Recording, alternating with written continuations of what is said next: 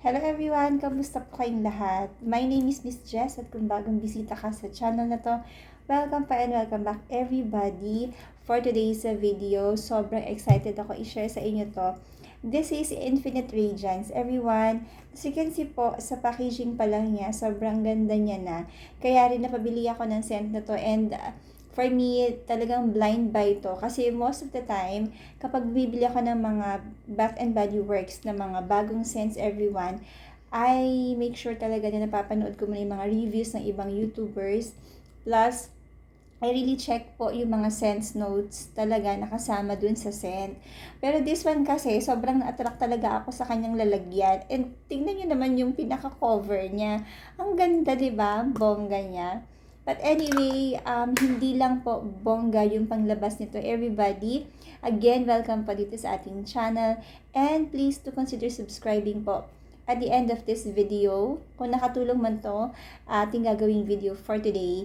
And, okay, so i-attach ko dito yung mga sense notes na kasama dito. For me, i-describe ko yung scent nito and kung kailan ba siya pwedeng gamitin or kung kailan siya magandang gamitin.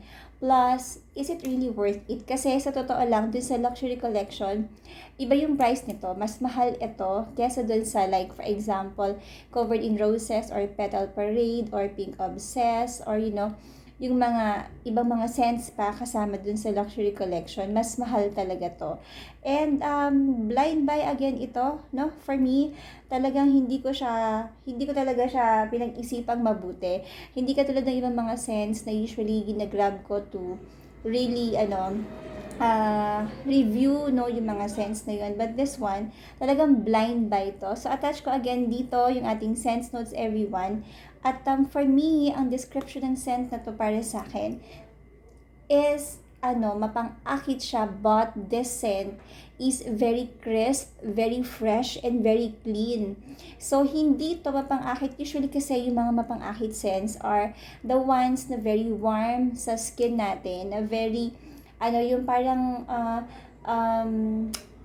vanilla yung scent na na medyo, medyo deep yung mga scents na mapang-akit. But this one for me is hindi ko alam kung bakit yun talaga yung unang amoy ko dito.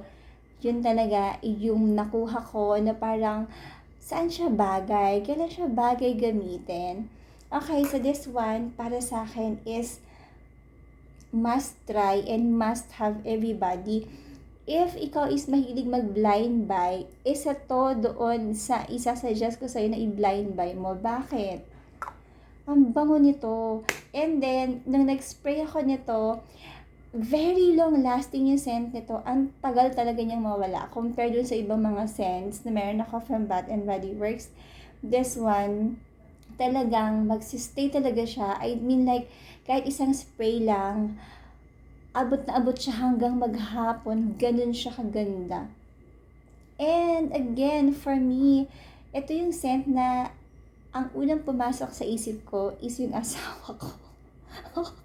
Yung unang pumasok sa isip ko, smelling Infinite Radiance is yung asawa ko. Okay, so naisip ko na maganda siyang gamitin during daytime because it's really clean and very crisp yung scent nito. Pero hindi naman lahat ng scents na pwedeng gamitin sa daytime is pwede mong gamitin during nighttime. But this one is talaga namang pumapalo talaga yung scent na to. I think like may mga nagsasabi that this Infinite Radiance is kaamoy ng Valaya. So okay, let's compare or maybe wala ako ng scent ng Valaya but tingnan natin dito yung comparison ng scent notes na meron sila. And now na naisip ko na ito pala yung Valaya na very maingay ngayon sa sa social media kasi maraming mga nagbebenta ng Valaya, yung mga yung parang kinakopy nila yung scent na yun. So parang naiintriga ako, ano nga ba yung scent ni Valaya?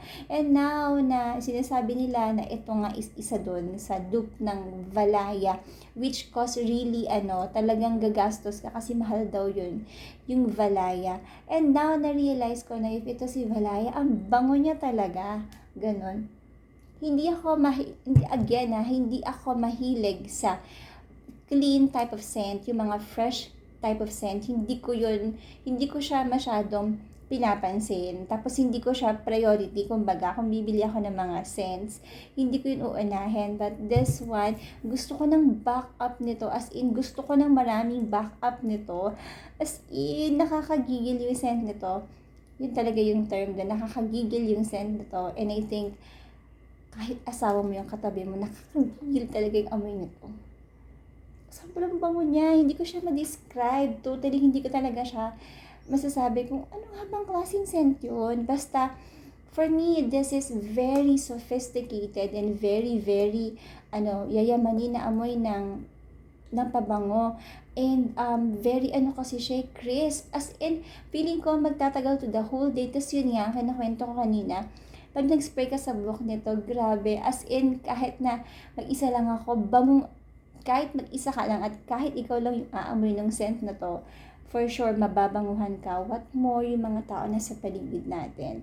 Especially now that March na and summer na and you want na kahit mainit, hindi ka naman mga amoy araw, di ba? Gusto mo pa rin naman na medyo fresh tayo. Especially kung may mga asawa tayo. We really need to, in a way, na alagaan yung sarili natin.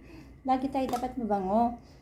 Kasi, di ba, para maakit-akit si husband sa atin. Anyway, bango nito talaga, as in, ito yung scent na gusto kong gamitin kapag may mga atinan akong weddings, or yung sigurado ako na may pupuntahan ako na gusto ko na maging memorable, yung pupuntahan ko, or isang events na talagang gusto mag-stand out. Ito yung scent na yun. Infinite Radiance, at ang bango niya talaga, as in, diba, parang, ang bango niya talaga, promise, ang bango niya sa cup, at ang bango niya sa balat, everybody. So again, wala na akong masyadong ikakwento about this scent, basta ang scent na to, kung may makikita kay Infinite Radiance, ayan siya.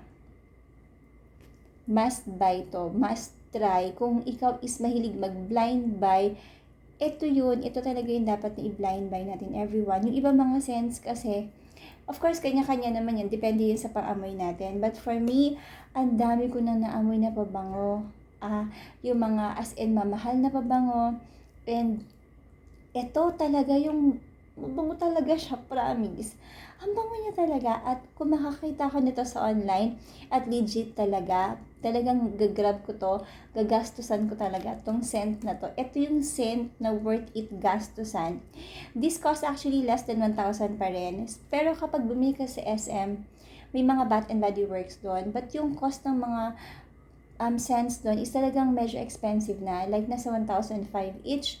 And hindi sila masyadong updated, no? Kumbaga, yung mga scents na nasa SM is still, yung mga old scents pa rin, ganun. So, basta pag nakakita ka nito, i-grab nyo, everybody. Yun lang actually kwento ko for today.